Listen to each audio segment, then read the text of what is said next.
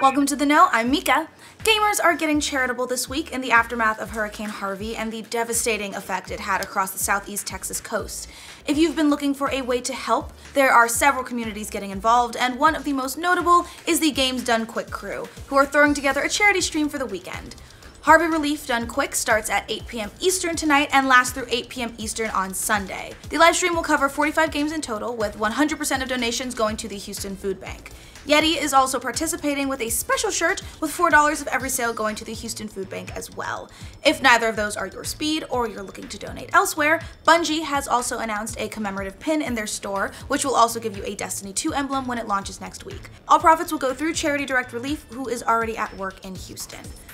The giving opportunities actually don't stop there either. Warner Brothers has just announced that Shadow of War will include a special DLC character named Forthog Orc Slayer in remembrance and resemblance to executive producer Michael Forgy, who lent his expertise to Shadow of Mordor.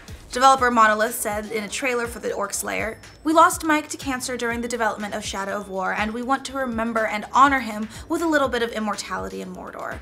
The legendary Forthog Orc Slayer is our way to continue having Mike leap into battle and save us when we're down." Accordingly, they're donating $3.50 of every purchase through the end of 2019 directly to Forgy's family. Gamescom came and went last week, and if you're asking yourself, what the heck is Gamescom? Apparently you're not the only one. Following this year's European gaming convention, analyst ICO Partners has looked at the data, determining that Gamescom 2017 was the most undercovered Gamescom in the last few years, meaning that media coverage didn't reach the heights of years past, which is saying something considering we've got 2 new consoles this year with both Switch and Xbox One X. Analyst Thomas Badeau said, "This year's edition of Gamescom was relatively underwhelming when it comes to strong media beats, news game, high-profile announcements, trailers on high-expectation games, and the media coverage would reflect this. A couple things did make a relatively decent splash, and interestingly enough, it was older games before newer ones. Final Fantasy 15 and Overwatch got the most coverage, followed closely by Destiny 2 and Assassin's Creed Origins."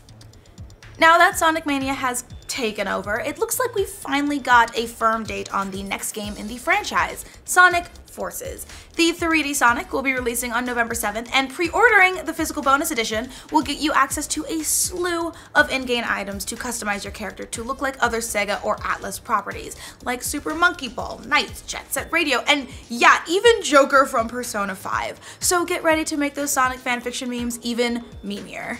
It looks like Dead Rising 4 wasn't so exclusive to Xbox One after all, which should be a surprise to basically nobody at this point. Capcom Zombie Brawler is coming to the PS4 this December.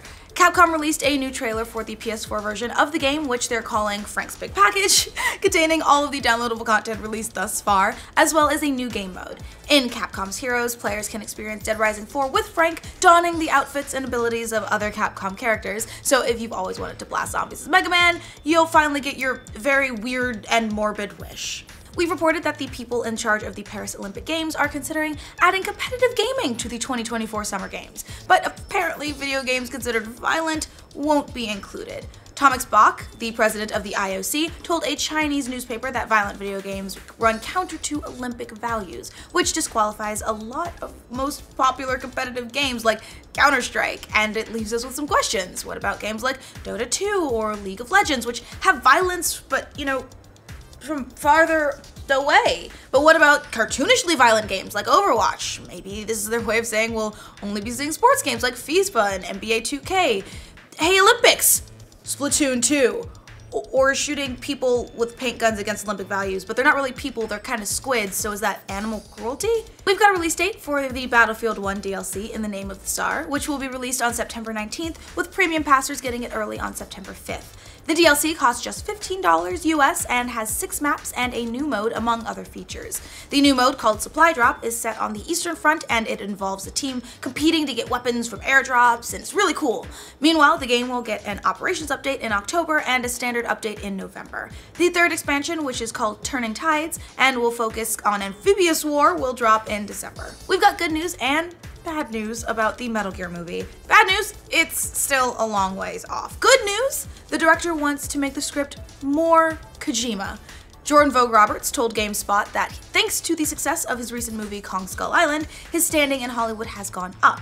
And he's told Sony, let's really think about whether we're making the truest, most balls-to-the-wall Metal Gear version of this, the most Kojima version of this.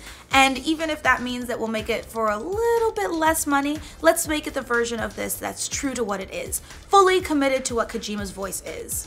Vogue Roberts added, so we're sort of reworking the script right now, and hopefully we get a script that they're excited about, and then get more serious about making it. Which sounds good to us. Even if the movie's gonna take a while to come out, it sounds like it's in good hands. We've joked about Leonardo DiCaprio being a part of the new Joker origin movie, but you know, it sounds like that might be a real possibility. The Hollywood Reporter says that Warner Brothers could be looking at Leo to play everyone's favorite giggling homicidal maniac. According to their report, part of the reason for bringing in Martin Scorsese as a producer is the hopes that his presence might tempt Leo to also come aboard. The two have collaborated on a bunch of movies, including The Departed, Gangs of New York, and Wolf of Wall Street. Of course, neither has gotten involved with superhero genre films yet, but you know, never say never. Speaking of movies, are theaters about to go the way of Blockbuster Video? A slow summer season has caused the stock price of movie theaters to drop big time. The biggest chain, AMC Entertainment, has seen its shares drop a massive 45% since Memorial Day, while Regal Entertainments have decreased 28%. Meanwhile, Cinemark Holdings is down 18%, and IMAX has seen a drop of 31%. That's despite the fact that this year's top 3 projected movies, Beauty and the Beast, Star Wars The Last Jedi, and Wonder Woman, are expected to do better at the box office than last year's top 3, Finding Dory, Rogue One, and Captain America Civil War. Other analysts say that the current crappy box office is due more to the current crop of movies rather than any sort of long-term trends. Well, that is all the news we have for you today. For more news from all the tiny little corners of the internet, remember to like this video, and if you're new around here, subscribe to the Know. The live stream will cover all profits will go to Gamescom came and went last week, and if you're following this year's European Battlefield 1 DLC in the Name of the Tsar, which will be released on September 19th with premium passers